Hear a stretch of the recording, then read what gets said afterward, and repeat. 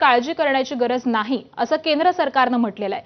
भारतात कच्चं तेल, एलपीजी आणि एलएनजीच्या साठ्याची कुठेही कमतरता नाहीये। त्याबरोबरच भारताकडे 25 दिवस पुरेल इतका कच्च्या तेलाचा साठा उपलब्ध असल्याची माहिती सरकारी सूत्रांनी दिली आहे।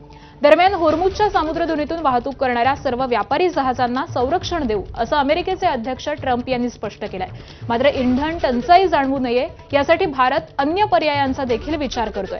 रशियाकडून देखील पुन्हा तेल खरेदीत वाढ करण्याचा भारताचा विचार आहे।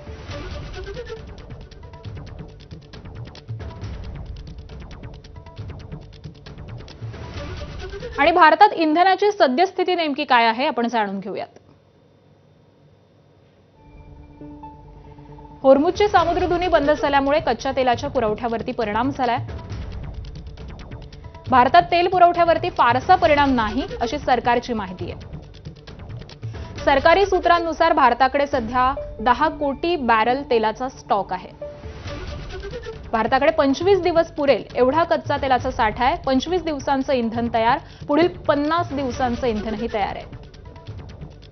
तर युद्ध अधिक काळ चाललं तर भारतासह संपूर्ण जगाला तेल टंचाई जाणवेल।